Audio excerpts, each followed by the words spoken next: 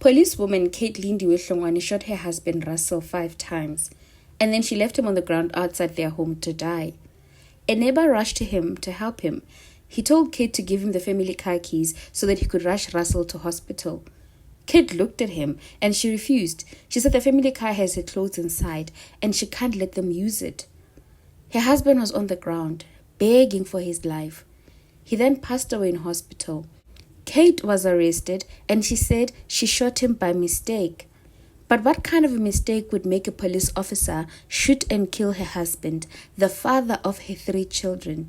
And when she appeared in court, she looked at journalists and she flashed a smile.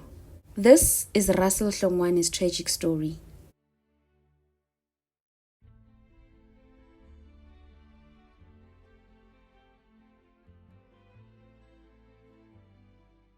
Welcome back to True Crime with me, Julia. This is where we share true crime stories that have happened in South Africa. This story broke last year. Kate was convicted of murder last month on October 20. Let us get into today's story. Na her phone la kana bo re fitlile sepetlele koloi e Lindiwe na tsamaya ka yona cash kae re ile go sepetlele but re sa itse re Lindiwe go kae ra fitla ra checka re bona ra sele like na tlhokofetse yes ra prove gore tlhokofetse ba forensic le bona ba tlile and then Russel ba morwala ba mo sepetlele ba mo sa bona go. Sergeant Kate Lindiwe Hlongwane is 45 years old. She was a police officer in the Visible Policing Unit at Dube Police Station in Winterveld, Tshwane. Her husband, Russel Hlongwane, was 40 years old. He was the father of their 3 children. The couple lived in Soshanguve Extension 7. By all accounts, police uniforms and service pistols were normal in their households. But what happened on the night of January 27, 2024 would change everything forever. That day, Kate was tracked by the family's vehicle GPS to a known high-risk area in Soshanguve, the home of a Sangoma, or a traditional healer. Her husband Russel got the message first that the car is in a high-risk area, and he got suspicious, as any husband would. So he went there thinking he's going to rescue his wife or whatever it is that is happening. He drove directly to the Sangoma's house and found Kate consulting there. An uncomfortable scene unfolded. Russel demanded that she come home immediately, so they left in separate cars. That night, Russel returned home and then he confronted her. A heated argument followed. He accused her of disrespect. He told her she needed to learn discipline and that he was taking her to his parents' house. They then packed her clothes into the car and drove off. Anti vele wa sala mara anti o ba buletse gate he ba tsamaya a be a make sure gore gate ya tsoleya ba tsamaya anti a boela ko kamoreng a re a wa tsamaya even 10 minutes a ba tsamaya 10 minutes ke he koloi ela e bo anti na so robale o maketse he koloi e tsena ka mo jarateng within 10 minutes o itse batho ba tsamaile mara ha utlwi he batla bona e buleya cause batla ya ka mo bona ya rasa ha e utlwe he buleya so anti ar ke emetse gore batla e buleya ar mara he ke sa didimetse so kutlwa sethunya mo tseleng like pa. But they came back just a few minutes later. So then it's becoming nighttime, and in the early hours of January 28th, the quiet of Soshanguve was broken by multiple gunshots. 5. A family helper noticed that the car was outside, and the silence she knew was wrong. When she approached Kate, the officer ignored her, offering no response when asked where her husband was. Moments later, the worker found Russel laying outside the property. He was bleeding heavily, shot several times, his life fading on the pavement. A neighbor who also heard the gunshots rushed outside, and then he also saw Russel laying there. So he wanted to rush Russel to hospital. So he spoke to Kate and asked for the family car keys. So remember, moments before this happened, they had packed Kate's clothes inside the car and they were taking her to his parents' home just before they drove back. So her clothes were inside the van. So when the neighbor asked for the car keys, he wanted the van's car keys. Kate said no. She said the van has her clothes inside. So after a back and forth, the neighbor insisted, and then she gave him the car keys.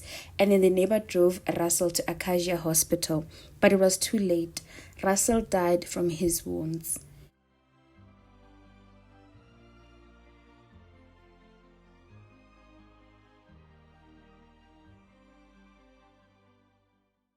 Sergeant Kate was arrested the very same day. The Independent Police Investigative Directorate (IPID) took over the case due to the involvement of a police firearm. In court, she pleaded not guilty. She claimed that the gun went off accidentally while she and her husband were wrestling for it. But ballistic evidence told a different story. Expert testimony revealed that the shots were fired from a distance, not during a struggle, which means she fired intentionally. During the hearings, the National Prosecuting Authority revealed even more disturbing evidence. A voice recording was played out in court where Kate repeatedly told a friend that she was tired of her cheating husband and she was going to use her power. Judge Papi Musupa dismissed her version as unconvincing and improbable. And for most people who were in court, they were shocked by her demeanor. Kate appeared very relaxed, very chilled, very sure of her own story. She was even smiling to journalists. I am not sure at what point it clicked to her that this man who she is accused of murdering is not only her husband, but the father of her children. And even worse, she's a police officer, someone who sought to protect the country, let alone her own family. Judge Papi Musupa convicted her of premeditated murder and one of the highest forms of criminal intent. She was not even granted bail. The court even ruled that she could not claim to be the caregiver of her own children. The children are now in the custody of Russell's family. For personal time. Lindiwe o thuntse Russel 5 bullet and a nice close range. Nice close range. Nail distance. So ya gore ba last 2 years a se yona. Ya gore na le ba last 2 years a se yona. So Lindiwe yena ba mo tshwere ne. Lindiwe ba mo tshwere ka di 28 the day a bolaileng Russel. Sentencing has been postponed to December 1, 2025, where she faces a possibility of a life sentence. This case is tragic from every angle, a marriage consumed by power, betrayal, and anger, and a final act of violence. A trained officer used a state-issued weapon, not for service, but for a murder. A family destroyed, 3 children left without a mother or a father. It also shines a piercing light on intimate partner violence, even within the ranks of law enforcement. If you know someone going through similar turmoil or you suspect someone may be in danger, please speak up. Gender-based violence is not just a news headline. It's a life-altering reality for millions of people. Thank you so much for watching today's episode. If you found this video informative, please like, please share, and don't forget to subscribe. Let us talk in the comments. What are your thoughts on this one? The part where she was smiling for me gave me Rosemary vibes. I don't know when it starts clicking that you are in court for murder, and at least show some remorse for your actions if it truly was a mistake. But in her case, I guess the judge said no, it wasn't a mistake. It couldn't have been a mistake. Her own defense even betrayed her in court because of her demeanor. But I'm more interested in your thoughts. What do you think? Thank you so much for watching. I will see you on the next one. And please stay safe.